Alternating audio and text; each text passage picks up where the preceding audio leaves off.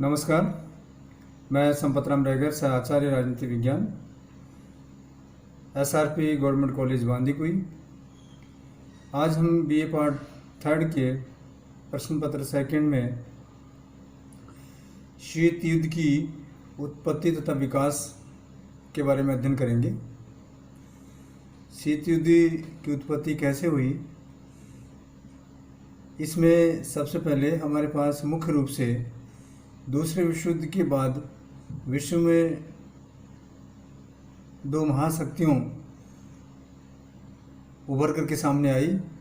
इन दो महाशक्तियों के आपसी संबंधों को अभिव्यक्ति करने वाला सबसे अधिक उपयुक्त शब्द शीत युद्ध कहलाता है, कोल्ड वार कहलाता है। द्वितीय विश्व युद्ध की समाप्ति के पश्चात सोवियत संघ अमेरिकी संबंधों में कटुता, तनाव, वैमनस्य और मनोमालिन्य में लगातार वृद्धि देखी गई।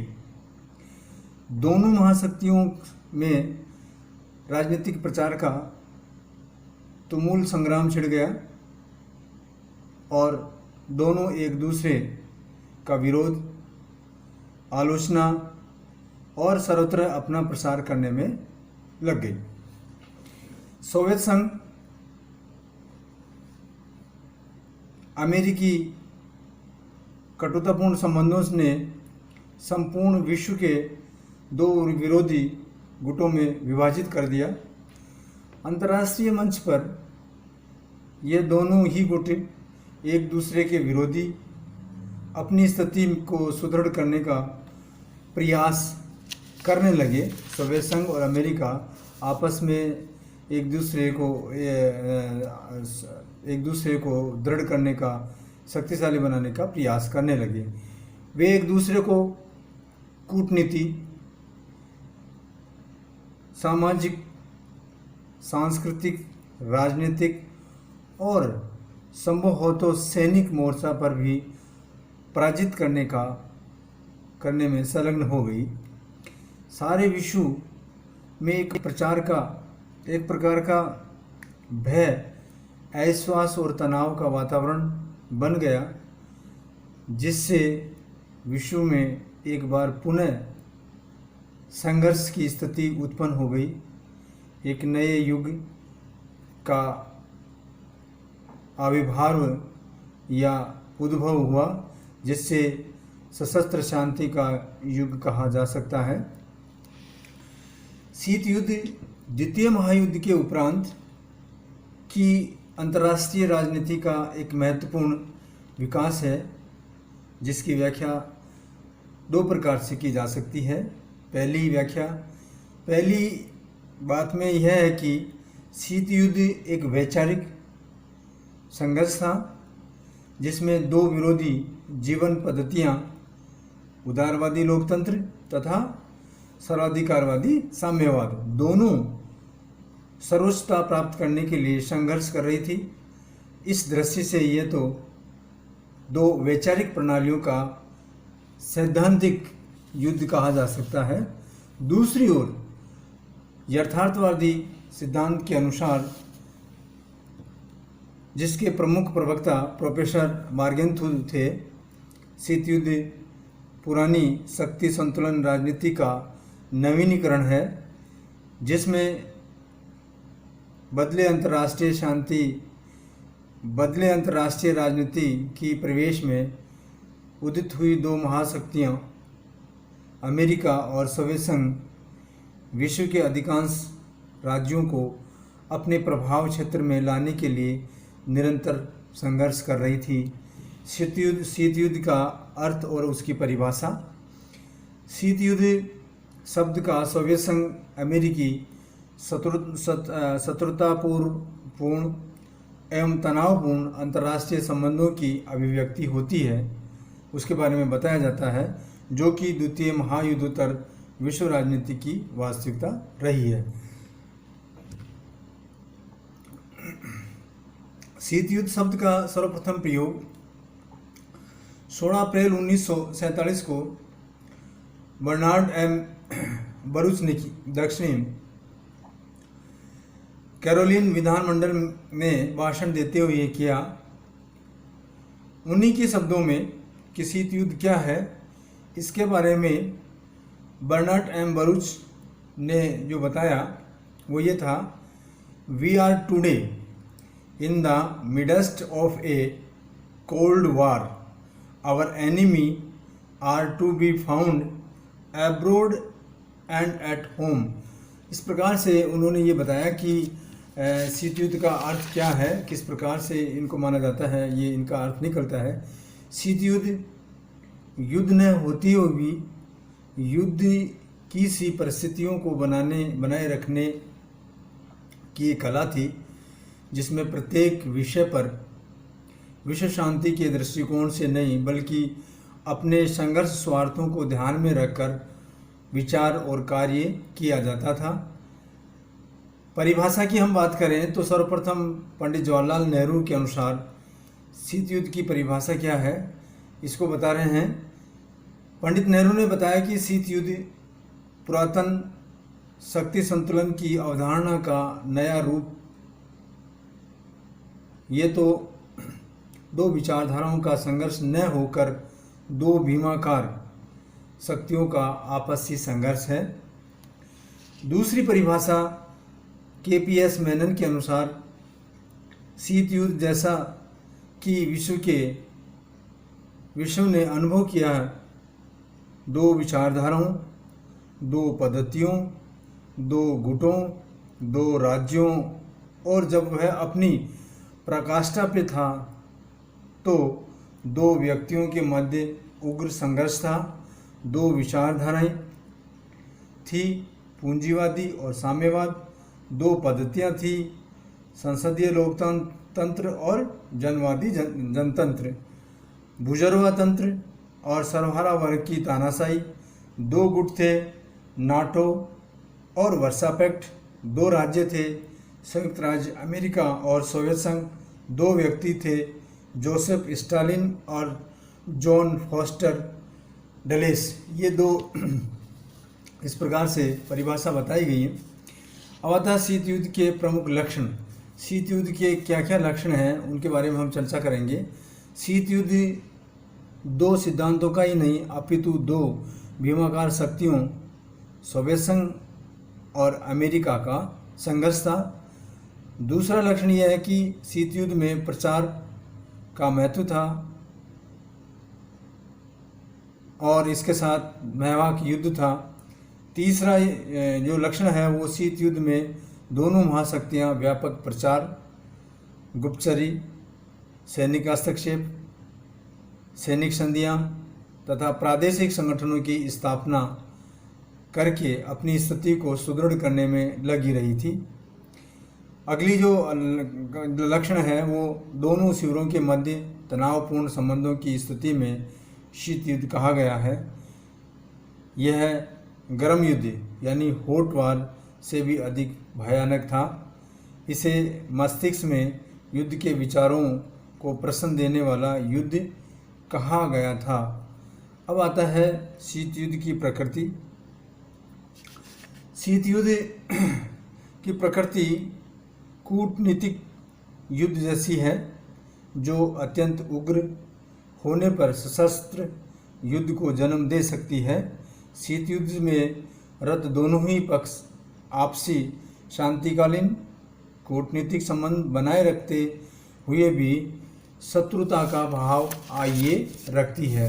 शीत युद्ध एक ऐसी स्थिति भी थी जिसका मूलतः अर्थ उष्ण शांति कहा जाना चाहिए। ऐसी स्थिति में न तो पूर्ण रूप से शांति रहती है और न ही वास्तविक रूप से युद्ध होता है, बल्कि शांति एवं युद्ध के बीच की अस्थिरता स्थिति बनी रहती है। अब हम बात करते हैं कि ऐसे क्या कारण थे जिसके कारण ये जो शीत युद्ध है इसकी उत्पत्ति हुई। उन कारणों की चर्चा करेंगे। उनमें सबसे पहले ऐतिहासिक कारण आता है। कहीं ना कहीं हम बात करें इतिहास की तो इसका सीधा सीधा अर्थ 1917 की बोल्शेविक क्रांति से लिया गया है। वहाँ पे आपस में दो महाशक्तियों के विरोधी बीज बोए गए थे। दूसरा जो कारण था द्वितीय मोर्चे का प्रश्न था।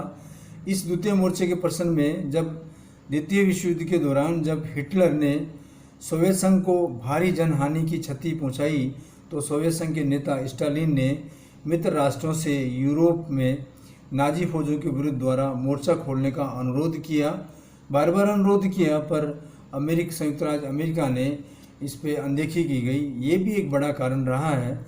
तीसरा जो कारण था वो यह है युद्धोत्तर उद्देश्यों में अंतर। दोनों महाशक्तियों का जो युद्ध करने का जो उद्देश्य था वो उन दोनों में अंतर था।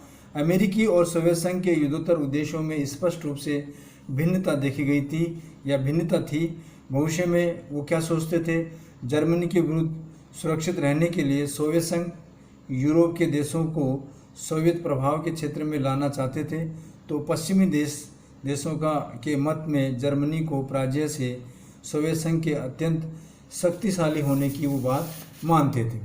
चौथा कारण है सोवियत संघ द्वारा याल्टा समझौते की अवहेलना। याल्टा समझौता क्या है? याल्टा सम्मेलन 1945 में रूजवेल्ट, स्टालिन और चर्चिल ने कुछ समझौता किए थे।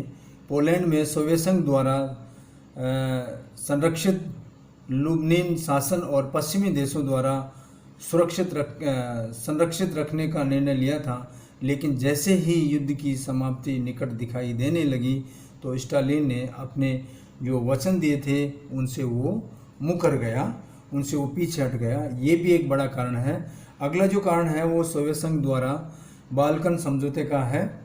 इसमें अतिक्रमण सोवियत संघ ने अक्टूबर 1944 में चर्चिल के पूर्व यूरोप के विभाजन के सुझाव को स्वीकार कर लिया था।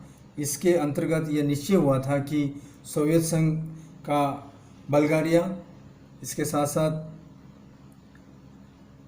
रोमानिया में जो प्रभाव स्वीकार किया गया था, और यही स्थिति यूनान में ब्रिटेन की स्वीकार की जाए। हंगरी तथा यूगोस्लाविया में दोनों का बराबर प्रभाव माना जाए, किंतु युद्ध की समाप्ति के बाद दोनों इन देशों में बाल्कन समझौते की उपेक्षा करते हुए सोवियत संघ ने साम्यवादी दलों को खुलकर के सहायता प्रदान की। इस वजह से भी ये शीत युद्ध का प्रादुर्भाव हुआ या उसका मुख्य कारण है। इसके साथ ही ईरान से सोवियत संघ सेना का न हटाया जाना भी मुख्य बड़ा कारण है। द्वितीय विश्व युद्ध के दौरान सोवियत संघ सेना ने ब्रिटेन की सहायता से उत्तर पूर्वी ईरान पर अधिकार जमा लिया, और इस अधिकार को जमाने के पीछे कहीं न कहीं ये कारण था कि सोवियत संघ अपनी शक्ति को और ज़्यादा बढ़ाने की चेष्टा रखता था, इसलिए संयुक्त राष्ट्र संघ ने इसका विरोध किया। अगला है यूनान में सोवियत संघ का हस्तक्षेप। 1944 में यूनान समझौते के द्वारा यूनान ब्रिटेन के अधिकार क्षेत्र में को स्वीकार कर लिया गया था, और दूसरे महायुद्ध में ब्रिटेन की स्थिति बहुत कमज़ोर हो गई थी, जिससे ब्रिटेन ने यूनान के अपने सैनिक अड्डे समाप्त करने की घोषणा कर दी गई थी। ये भी एक कारण रहा है। इसके साथ साथ टर्की पर सोवियत संघ का दबाव। युद्ध के तुरंत बाद सोवियत संघ ने टर्की पर कुछ भूभाग और बॉस्फोरस में नाविक अड्डे बनाने का अधिकार देने के लिए दबाव डालना शुरू कर दिया, जिसकी वजह से भी ये शीत युद्ध का प्रादुर्भाव हुआ, जिससे पश्चिमी राष्ट्र इसके विरुद्ध थे। पश्चिमी राष्ट्र ऐसे सोचते थे कि इस प्रकार की बातें नहीं होनी चाहिए या इस प्रकार का प्रभाव या जमाने का कोई अधिकार नहीं रखता है। अगला कारण था अणुबम का आविष्कार। कहीं न कहीं दूसरे विश्व युद्ध में अमेरिका के द्वारा जो अणुबमों का प्रयोग किया गया जापान पे, हिरोशिमा और नागासाकी पर, तो ये भी कहीं न कहीं बड़ा कारण था, क्योंकि ब्रिटेन को तो पता था कि अमेरिका के पास में अणुशक्ति है, परंतु ये छिपा के रखा, सोवियत संघ से छिपा के रखा। ये बात अलग है कि सोवियत संघ भी इस प्रकार के परीक्षण करता रहा है, पर अचानक उसने इस प्रकार से अणुबमों का आविष्कार किया, तो कहीं न कहीं ये भी युद्ध का कारण, शीत युद्ध का कारण बना। सोवियत संघ, अगला जो कारण है वो सोवियत संघ द्वारा अमेरिकी विरोधी प्रचार प्रसार करना। अमेरिका पूंजीवादी विचारधारा का समर्थक रहा है, सोवियत संघ साम्यवादी सर्वहारा वर्ग का प्रतिपादक रहा है। सोवियत संघ ये चाहता है कि पूरे विश्व में साम्यवाद की स्थापना हो और कहीं न कहीं ये आपसी विरोध ही शीत युद्ध का एक बड़ा कारण बना है। इसके साथ ही पश्चिम की सोवियत विरोधी नीति का प्रसार अभियान चलाना कि किस प्रकार से वो साम्यवादी विरोधी अपने प्रभाव को सुदृढ़पूर्वक बढ़ाना चाहता है, ये भी एक कारण रहा गया। इसके साथ साथ ही बर्लिन की नाकेबंदी, इसके अलावा सोवियत संघ द्वारा वीटो का बार बार प्रयोग करने की वजह से भी शीत युद्ध का प्रादुर्भाव हुआ। इसके अलावा सोवियत संघ की लैंड लीज सहायता बंद किए जाने के कारण भी शीत युद्ध का मुख्य कारण रहा। इसके अलावा शक्ति संघर्ष और हित संघर्ष, ये भी आपसी सोवियत संघ और अमेरिका के दोनों ने अपने आप को बड़ा मानने के लिए शक्ति संघर्ष करते रहे। इसके साथ साथ ही दोनों बड़े देशों में अपने हित संघर्ष की बातें वो ढूंढते रहे। इसके अलावा हम बात करते हैं अंतर्राष्ट्रीय राजनीति पर शीत युद्ध का प्रभाव क्या पड़ा। इन प्रभावों की जब हम बात करते हैं तो मुख्य बिंदु हमारे सामने उभर करके आते हैं। ये शीत युद्ध के प्रभाव में, इसके प्रभाव में विश्व में भय और आतंक का वातावरण को जन्म दिया, पैदा हुआ, जिससे शस्त्रों की होड़ बंदी हुई। इसके अलावा इसने संयुक्त राष्ट्र संघ जैसी जो संस्थाएं थी उनको पंगु बना दिया और विश्व को दो गुटों में विभक्त कर दिया। ये विश्व के पटल पर शीत युद्ध का प्रभाव पड़ा। इसके प्रमुख प्रभावों की चर्चा करें तो निम्न प्रकार से ये प्रमुख प्रभाव है, जिसमें मुख्य रूप से प्रभाव है विश्व को दो गुटों में बांटना, पूरे विश्व को दो खेमे में बढ़ जाना, ये भी एक बहुत बड़ा प्रभाव था। इसके अलावा आतंक और अविश्वास के दायरे में विस्तार होना, आतंक का माहौल तैयार होना और अविश्वास, एक दूसरे के देश के प्रति अविश्वास प्रकट करना, आणविक युद्धों का भय होना, आणविक युद्धों की संभावना बढ़ गई कि कभी भी आणविक युद्धों का प्रयोग हो सकता है। इस प्रकार के पूरे विश्व पर इस प्रकार का वातावरण छाया रहा। अगर आणविक युद्ध होगा तो निश्चित रूप से पूरा विश्व तहस नहस हो जाएगा। सैनिक संधियाओं, सैनिक गठबंधनों का बाहुल्य हो गया। इसके अलावा सशस्त्रीकरण के अविरल प्रतिस्पर्धा, यानी लगातार ये दो महाशक्तियाँ शस्त्रों की बढ़ोतरी करते रहे। ये भी एक प्रभाव पड़ा कि कभी भी युद्ध हो सकते हैं, इसलिए हर देश ये चाहता है कि मैं मेरे जो प्रतिद्वंदी देश है, मेरा जो प्रतिद्वंदी शक्ति है, उससे कहीं मैं अधिक सुदृढ़ बनूं, शक्तिशाली बनूं। ये एक कंपटीशन उस प्रकार का छाया रहा। इसके साथ साथ ही अंतर्राष्ट्रीय राजनीति का यांत्रिकरण हुआ, दो खेमों में बट गई और किस प्रकार से एक काली भेड़ और एक सफ़ेद भेड़ दोनों अलग अलग रूप से पहचानी जाने लग गई। तो इस प्रकार से ये कहा जा सकता है कि पूरा जो अंतर्राष्ट्रीय राजनीति है उसका एक यांत्रिकरण सा हो गया। किस प्रकार से ये दोनों आपस में अलग अलग नज़र दिखने लग गई। इसके अलावा अंतर्राष्ट्रीय राजनीति में सैनिक दृष्टिकोण का पोषण हुआ, अधिक से अधिक सैनिक दृष्टिकोण बना कि किस प्रकार से हम अपने आप को सुदृढ़ शक्तिशाली बना सकते हैं, वो बनाए। इसके अलावा संयुक्त राष्ट्र संघ को पंगु बनाया। देखो, प्रथम युद्ध हुआ जब 1920 में राष्ट्रसंघ की स्थापना हुई। 1919 में प्रथम युद्ध की समाप्ति हुई और 1920 में राष्ट्रसंघ बना, परंतु राष्ट्रसंघ की कुछ दुर्बलताओं के कारण ही वो इतना प्रभावशाली नहीं रहा। दुर्बलताएं तो बहुत सारी हो सकती हैं। मुख्य रूप से हम ये कह सकते हैं कि महाशक्तियों का सहयोग राष्ट्रसंघ को प्राप्त नहीं हुआ, परंतु दूसरे विश्व युद्ध के बाद में जब संयुक्त राष्ट्र संघ बना तो युद्ध समाप्ति के बाद में जो संयुक्त राष्ट्र संघ की स्थापना हुई उसमें भी ये चीज़ सामने आई कि उसमें जो प्रावधान किए गए थे उन प्रावधानों में दो महाशक्तियों ने आपसी विरोध, आपसी अपना जो प्रभाव था उसके परिणाम स्वरूप उसको इतना प्रभावहीन कर दिया, उसको पंगु कर दिया। तो कहीं न कहीं ये भी एक बहुत बड़ा प्रभाव शीत युद्ध का संयुक्त राष्ट्र संघ पर पड़ा। इसके अलावा सुरक्षा परिषद को लकवा मार लग गया, सुरक्षा परिषद कार्यहीन हो गई, सुरक्षा परिषद का कोई महत्व रहा नहीं। तो ये भी एक बहुत बड़ा प्रभाव। इसके साथ साथ ही मानव कल्याण के कार्यक्रमों की उपेक्षा की गई। युद्ध समाप्ति की दूसरे विश्व युद्ध की समाप्ति के बाद में इस प्रकार के संयुक्त राष्ट्र संघ के द्वारा एजेंडा लिया गया था कि हम आगे भविष्य में युद्ध नहीं होने देंगे और साथ साथ में जितने भी मानव कल्याण के कार्यक्रम हैं, यानी कि मनुष्य की भलाई जितनी हो सकती है उस प्रकार के कार्य हम हमेशा करते रहेंगे। परंतु इस प्रकार के माहौल में वो कार्य भी संपन्न नहीं हुए। अब हम अगर निष्कर्ष की बात करें, शीत युद्ध का अंत कैसे हुआ, निष्कर्ष में ये कहेंगे कि शीत युद्ध का अंत हुआ सन 1989 में विश्व इतिहास में चमत्कारी मोड़ आया। शीत युद्ध के मूल कारणों की समाप्ति हो गई। बर्लिन की दीवार का पतन हो गया। इसके साथ साथ जर्मनी का एकीकरण हो गया। वर्सा पैक्ट भंग कर दिया गया और दोनों महाशक्तियों के बीच संयोग के मधुर संबंधों का सूत्रपात हुआ। यह शीत युद्ध की समाप्ति का ही परिणाम था कि खाड़ी संकट 1989-90 के समय सोवियत संघ और अमेरिका ने मिलकर के सुरक्षा परिषद प्रस्तावों का समर्थन किया। शीत युद्ध के अंत का मुख्य कारण पूर्वी यूरोप में साम्यवाद का ध्वस्त होना तथा सोवियत संघ में उभरता हुआ आर्थिक एवं राजनीतिक संकट था। सोवियत संघ अमेरिका से प्रतिस्पर्धा करने की स्थिति में नहीं था। धन्यवाद।